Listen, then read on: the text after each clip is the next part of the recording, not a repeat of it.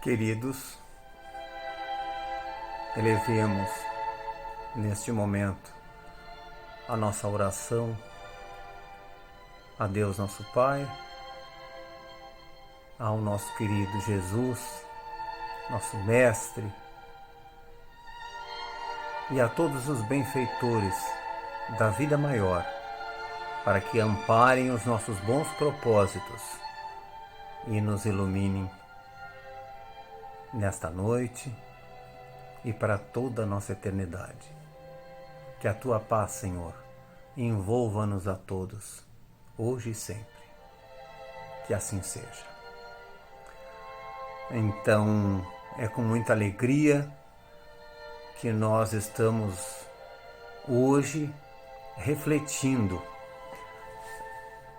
do Evangelho de São Mateus, do texto redigido por Mateus, e que fala no sermão profético as palavras de Jesus que surtiram um grande efeito naquele momento. É uma dificuldade enorme para homens daquela época compreenderem as palavras. Vejamos que as revelações que trouxeram a luz a todos nós, ao longo da nossa imortalidade, iniciaram com Moisés nos 10 mandamentos, as tábuas da lei, recebidas de forma luminosa no Monte Sinai. Logo, quando a humanidade mais amadurecida, Deus enviou Jesus, o Rabi, o mestre por excelência, nosso irmão mais velho, o espírito mais perfeito. São tantas formas de nós nos dirigirmos a este espírito que teve a humildade de descer, de vir à terra para nos tutelar, para nos proteger, para nos abençoar com o seu exemplo e com o seu amor. E já mais há poucos anos, 163 anos, né? Comemoramos agora, mês de abril, dia 18 de abril, os 163 anos do Livro dos Espíritos. Então, a doutrina espírita, o Consolador, que foi promessa de Jesus e está documentado, é jovem, mas já tem surtido efeito, abençoando, iluminando e nos esclarecendo todos os ensinamentos de Jesus. Eu vou baixar um pouquinho agora aqui.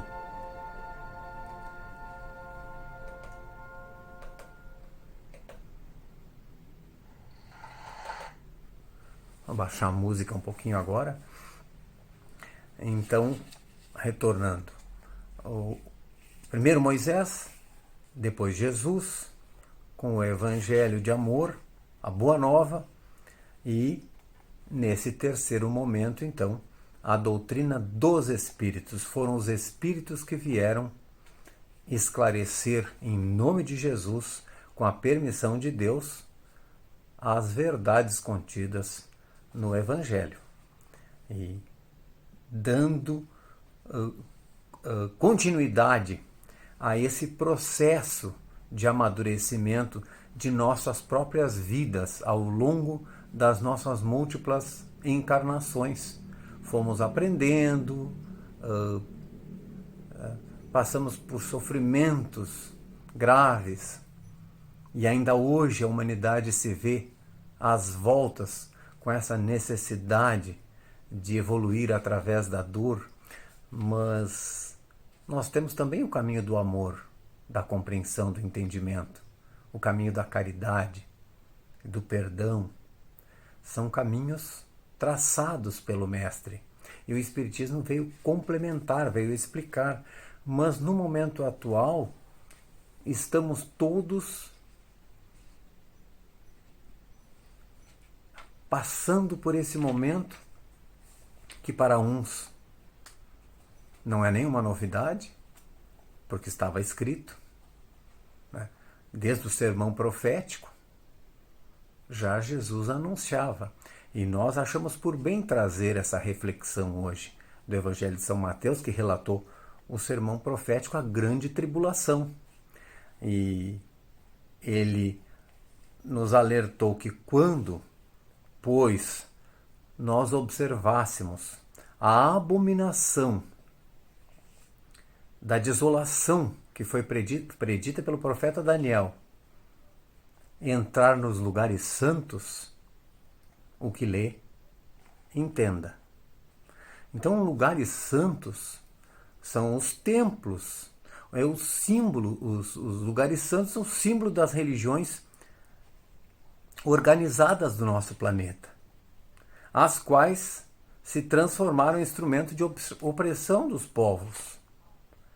A abominação da desolação significa os atos reprováveis cometidos pelos ministros das religiões. E nesse comentário, nesse entendimento, nós precisamos também nos colocar, não é? De que temos que ter um cuidado muito grande para não oprimir as criaturas em nome de verdades que devem ser ditas, não é? Oprimindo e fazendo sofrer pessoas que procuram a religião, procuram o centro espírita em busca de consolo, em busca de atendimento fraterno, em busca de esclarecimento, e não ser humilhada, né? É muito comum a gente ver pessoas que acodem à casa espírita e os supostos médiuns dizem: mas o teu problema é a obsessão. Já, se a pessoa já está passando por um momento difícil, nós temos que ter um cuidado muito grande para não ofender nem humilhar a pessoa, não é? Então, agir com indulgência, com delicadeza, usando essas palavras que agora a gente vê em todos os canais de televisão e na internet. Tudo vai passar. Vamos elevar o nosso pensamento, vamos orar e vamos pedir força a Deus, porque tudo isso passa. Tudo passa. Então, os que se acham na Judeia, seguiu Jesus nos seus ensinamentos no sermão profético, fujam para os montes, e o que se acha no telhado não desça a levar coisa alguma da sua casa. E o que se acha no campo não volte a tomar a sua túnica. Afinal de contas, por que Jesus fez essa advertência naquela época no sermão profético, né? Então, nesses 3 versículos, nós podemos observar Jesus falando por símbolos, né? Não voltar para casa para buscar a túnica, né? Se estivermos no telhado, não descer para dentro da casa, né? E quando ele disse também fugir da Judéia para os montes, significa que se desejarmos ingressar no mundo novo, esse mundo novo que vem sendo preparado, né, se nós desejamos, devemos abandonar a excessiva preocupação, e isto é uma questão que fere a muitos de nós. É essa preocupação constante com a vida material, não é? Não ouviu agora no nosso país uma grande polêmica entre cuidar da saúde e cuidar dos negócios, para o país não afundar? Então começou esse embate, não é? Dentro do Ministério da Saúde, com a Presidência da República. Então fica sempre essa questão da vida material, não é? Porque a vida material a gente reconstrói, a saúde não. Se vai a nossa vida e perdemos aquela encarnação, não é? E o desejo é que todos se cuidem para minimizar os efeitos dessa pandemia. Então, a excessiva preocupação com a vida material e vivermos, eu fiquei pensando muito nisso, procurarmos viver de uma forma mais simples e mais espiritualizada. O que para nós espíritas está ao alcance? Vivermos de uma forma mais simples e mais espiritualizada. Nós viemos nos preparando.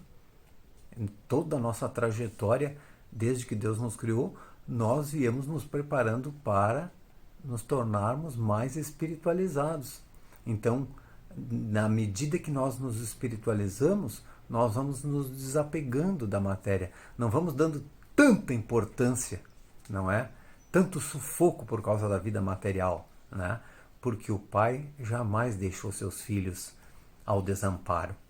Não descer do telhado para levar coisa alguma de sua casa significa que não devemos levar para o novo mundo. Olha que interessante isso. Não descer do telhado para levar coisa alguma de casa significa que não devemos levar para o novo mundo as ideias do mundo velho, as ideias do passado. Então, o que a gente podia ler nesse sentido? O homem se deixou dominar por uma infinidade, milênios, pelo egoísmo, né? E o egoísmo é o pai do orgulho, não é? Pai da preguiça e de todos os vícios que decorrem da luxúria, do excesso de amor próprio, não é? Então, esse é o pensamento do homem velho, o homem do passado. Me ocorre aqui, nesse momento, a gente sempre comenta muito isso, quando Jesus anunciou: os brandos e pacíficos herdarão o planeta, né? Herdarão a Terra, que parece que hoje está fazendo aniversário o planeta Terra, né? Ou se não foi essa semana. Então, não descer do telhado para levar coisa alguma da casa significa que não devemos levar para o mundo novo as ideias do passado, porque no mundo novo que está se inaugurando, novos problemas, novas ideias nos aguardam. Não voltar para o campo para buscar a túnica significa que devemos ser vigilantes, para que quando os tempos novos chegarem, olha que importante essa advertência de Jesus no sermão profético. Quando os novos tempos chegarem, nós temos que estar preparados. Observemos que nós já viemos nos preparando desde Moisés. Depois, quando Jesus trouxe a Boa Nova, a gente não deu muita importância. Agora a doutrina espírita veio. Com a maturidade do nosso senso moral, vem a doutrina dos espíritos, né? Revivendo as lições evangélicas para tornar mais fácil a nossa prática, a prática do amor, para que as nossas atitudes estejam em sintonia com uma nova ordem de ideias que vai se estabelecer no planeta, que começa a entrar num processo de regeneração.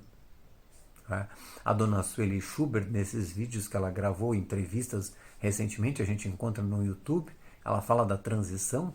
Ela diz que imaginava uns 500 anos, mas agora ela acredita que até o planeta estar regenerado, uns 1000 anos. E o Haroldo confirmou também, uns 1000 anos. Então nós estamos em preparação. A gestação do mundo novo, uma gestação bastante dolorosa. Esse parto, esse mundo grávido, como diz o escritor uruguaio Eduardo Galeano, famoso, né? Eduardo Galeano, ele diz que o mundo velho, ele está grávido de um mundo novo.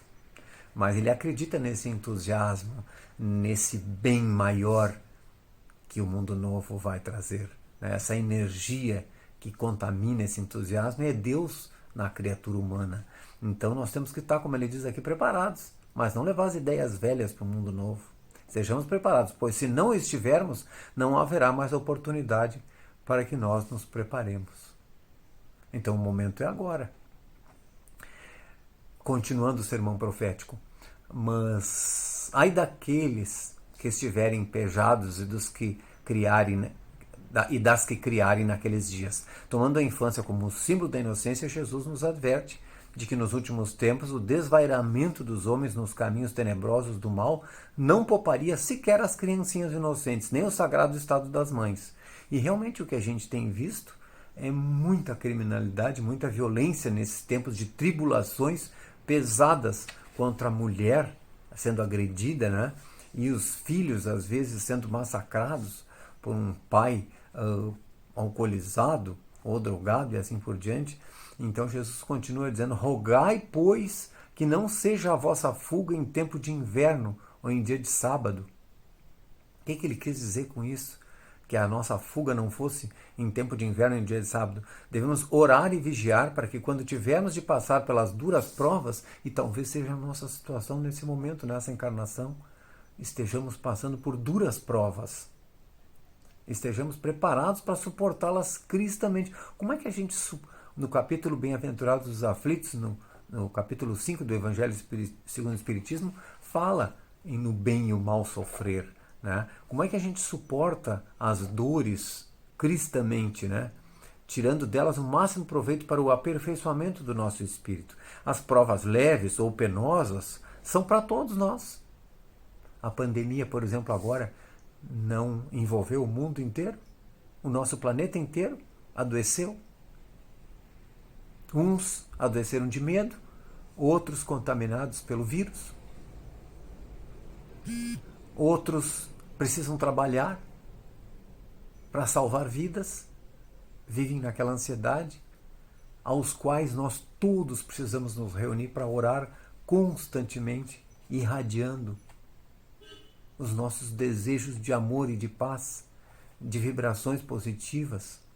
Então esse é o grande momento, então, não é?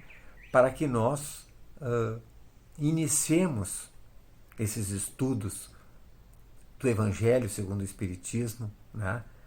Porque nós não estamos isentos de passar pelas dificuldades, não é? E nos tempos antigos, na época de Jesus, em que não havia comodidades para viagens, o inverno era a estação imprópria para empreender. Você não vai sair viajar no inverno, no dia de nevasca, né? E no sábado, eles tinham, os hebreus tinham esse costume, que no sábado teria que ser guardado, não deveriam viajar no sábado. Eles respeitavam muito o sábado. Por conseguinte, o viajor que não se aparelhasse de antemão se depararia com grandes dificuldades. Assim também nós, para encerrar o nosso estudo de hoje, queridos irmãos e amigos, não podemos descuidar do nosso preparo espiritual. É o momento da nossa vida. Não podemos descuidar do nosso preparo espiritual, deixando para depois. Nós já fizemos isso muito nas outras encarnações, né? Agora, não podemos ser surpreendidos na ocasião menos adequada para o nosso espírito. E além de perder a oportunidade, o nosso sofrimento será muito grande. Aqui Jesus adverte também os médiuns de que não se descuidem de estarem sempre alertas para o bom desempenho do seu medianato. Jamais saberemos quando se apresentará a oportunidade de darmos um verdadeiro testemunho de fé. Então, a todo momento, nós podemos ser convocados, de uma forma ou de outra, para dar um testemunho.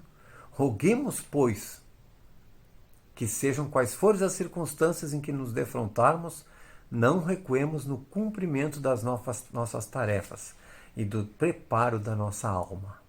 Essa, então, a advertência de Jesus no sermão profético, mas nós queremos frisar também que a providência divina estará vigilante e no momento oportuno porá um paradeiro a essa loucura dos homens, para que não sejam tragados na voragem os espíritos que já estão a caminho da regeneração. Esse estudo eu vou mostrar para vocês aqui, é um estudo do Evangelho de São Mateus, que está no livro de Eliseu Rigonati, o Evangelho dos Humildes. Muito bom, a cada passagem do sermão profético, desde a família de Jesus, né, os relatos que Mateus faz acerca da vida de Jesus e dos seus ensinamentos, e o Eliseu Rigonati fez um estudo profundo, assim como nós também devemos criar esse hábito de ler um texto e começar a desdobrar o texto, entender as razões desse texto, porque é o momento em que a espiritualidade tem sido trazida para todos nós, as vibrações do bem maior têm nos envolvido a todos no momento agora desse recolhimento com as famílias, não é? E tantas pessoas trabalhando no bem, tanta gente orando, tanta gente sentindo que chegou a hora da transição, né? O mundo de regeneração, ele vai demorar para se instalar. Nós estamos no processo de transição. Então aquilo que nós aguardamos, o amanhecer de uma nova era, não é?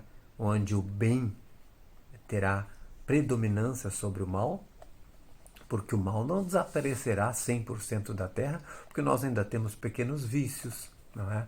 Ainda em transformação. Então, a hora importante é agora, de nós nos submetermos às verdades maiores da lei de Deus para o nosso próprio benefício. A providência divina, como ele explica aqui, ela está atenta para nos salvar e nos auxiliar. Que possamos fazer a nossa parte com alegria, com esperança, não é? Não desanimando diante dessas ocorrências todas, porque o nosso planeta está em tratamento. É como se o planeta estivesse, o planeta Terra está na UTI, em tratamento. E dependendo do nosso esforço, quanto mais pulmão, né? Quanto mais o nosso pulmão cheio de amor, né? E o nosso desejo, nós somos capazes de operar verdadeiros milagres com a nossa transformação. Precisamos ter vontade de acertar, de colocar o nosso trem a caminho da luz. Que a paz de Deus nos dê muita força e muita coragem para que nós possamos, juntos, fortalecidos, fazer a vontade de nosso Pai que está nos céus. Muito obrigado, queridos. Até uma próxima oportunidade.